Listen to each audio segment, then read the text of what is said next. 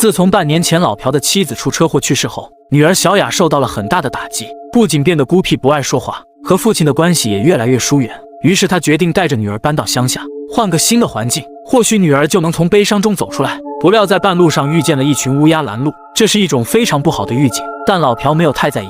没多久便到了目的地，这是经过熟人介绍买的房子，虽然有点偏僻，但价格便宜又安静。把东西全部都整理好后，小雅独自在房间观看母亲生前为她庆祝生日的录像。就在这时，一阵敲门声响起，她原本以为是父亲，可仔细一听，发现声音是从衣柜里传来的。可当她靠近衣柜时，那声音又消失了。打开后，里面没有发现有什么东西。就在小雅查看衣柜时，身后却多了一个小可爱。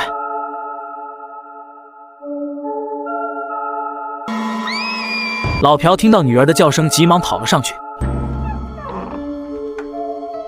무슨일이야이나야？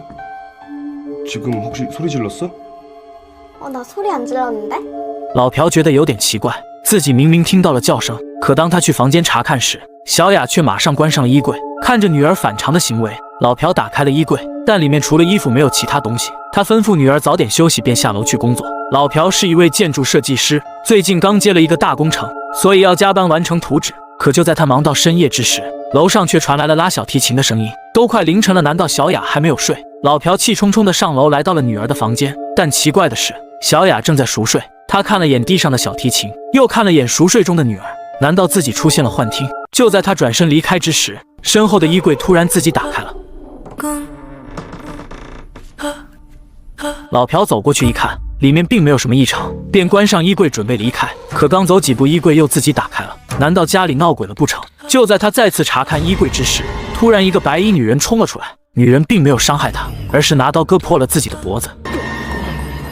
原来只是一场噩梦。他急忙来到女儿房间，却发现里面乱七八糟。昨天刚买的玩具熊被撕得面目全非，连他最爱的小提琴也被划烂。再透过窗户，他看见女儿正在院子里玩耍，而他不知道小雅却是给乌鸦放血，他的一只眼睛也变成了煞白。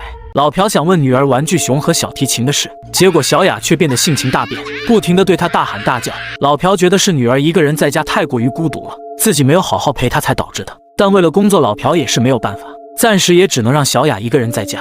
然而几天后的一个深夜，小雅的行为更加诡异。她独自站在衣柜前，衣柜却突然打开，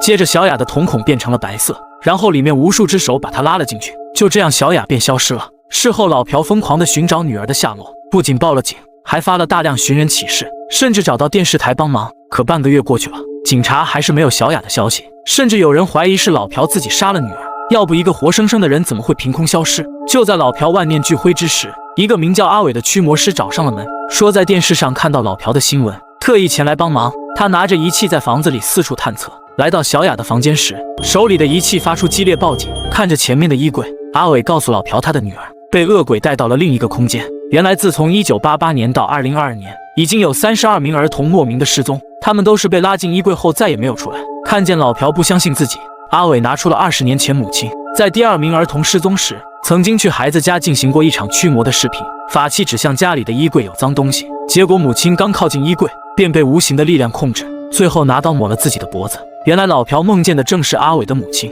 他在警告老朴远离衣柜。视频的最后出现了一个小女孩的鬼影，阿伟说那就是掳走孩子的恶鬼。우리이나진짜찾을수있는거야？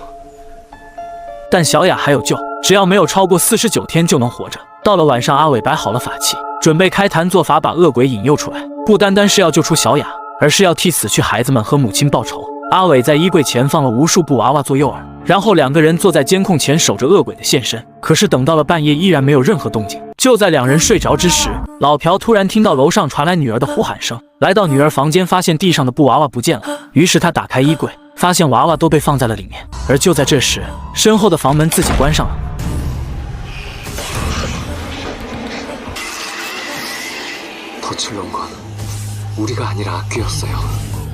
阿伟通过监控看到老朴被恶鬼包围，他用蓝牙告诉老朴，这些恶鬼只能看见睁着眼睛的人，让他闭上眼慢慢爬出房间就可以了。就在这时，所有的监控画面中断，接着一个小女孩出现在阿伟前面，而她便是恶鬼的首领。仅仅一个眼神便让阿伟凭空弹飞。阿伟起身后捡起祖传法器，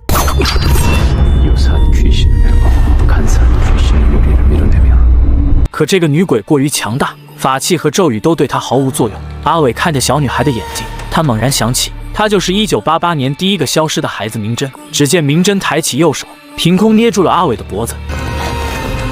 等老朴逃出房间回来时，阿伟已经身负重伤。随后老朴把阿伟送到医院抢救。在去手术室的路上，阿伟让老朴去找明真的父亲，只有至亲之人才能解开他身上的怨气。经过调查当年的失踪案件，老朴几番周折，终于找到了明真的老家，在一处破旧的房子里见到了明真的父亲。可当他看见老朴手里的娃娃后，立刻神色慌张，抢过娃娃之后跑到了另一个房间，接着一把火将其烧毁，然后不停地说不要再来纠缠我了。可就在这时，明真突然出现在父亲的身后，接着用一条绳子把他吊在空中。老朴听到里面的动静过来查看，可刚进来便被明真的父亲扑倒，狠狠地掐住了他的脖子。原来是明真附身在了他身上。接着一段关于明真的故事浮现在他的脑海中。1988年，明真的父亲投资失败，并且欠下了巨额债款，受不了压力的他先是杀了自己的妻子，然后把女儿关进了衣柜。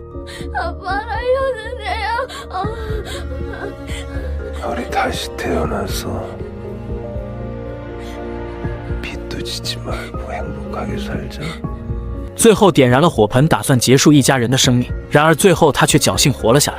而此时阿伟从医院赶了过来，他割破了手指，用自己的血镇压住了明真，救下了老朴，也让明真的父亲清醒了过来。但明真却不想放过自己父亲。回去的路上，老朴把自己见到明真的死因告诉了阿伟。阿伟说，你能进入了明真的记忆，说明两人的磁场在同一个频率上，也能进入明真创造出来的异世界，或许有希望把小雅带回来。于是阿伟在小雅的房间布下法阵。一切事情完成之后，阿伟告诉老朴，进入异世界有时间限制，必须在30分钟之内把小雅带回来，如果超过这个时间，那他也回不来了。随后让老朴进入衣柜，在阿伟的一番咒语过后，老朴进入了明真的异世界。只见里面有数十个小孩子在玩耍，他们都是那些消失的孩子。老朴呼喊着小雅的名字。也就在这时，所有孩子突然停了下来，然后变成恶鬼的样子，全部朝着老朴靠了过来。就在老朴想逃离之时，突然远处传来了小雅的琴声，他不顾一切跑进了迷雾之中。果然拉琴的是自己女儿小雅。可就在他抱住小雅之时，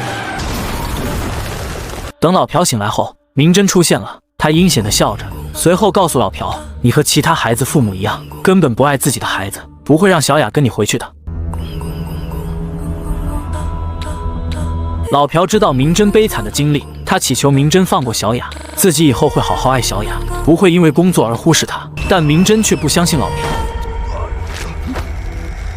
随后明真控制小雅，然后递给小雅一把刀，亲手杀了这个不爱她的父亲。就在小雅一刀刺下去的时候，明真却突然放开了老朴。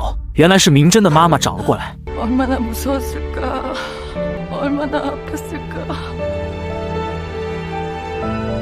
看到妈妈后，明真瞬间变成了从前那个可爱的小女孩。她哭泣着跑向了母亲的怀抱，但还没接触便消失了。原来是外面的阿伟利用法术变化而成的，但法力有限，只能坚持一回。看见软弱无助的明真，老朴一把将她抱在怀里。他代替所有的家长向明真和这里的孩子们道歉。原来被明真带到这里的孩子们都是不被父母所爱，活在水深火热之中。最终他们被老朴真诚的爱所感动。老朴带着小雅回到了现实。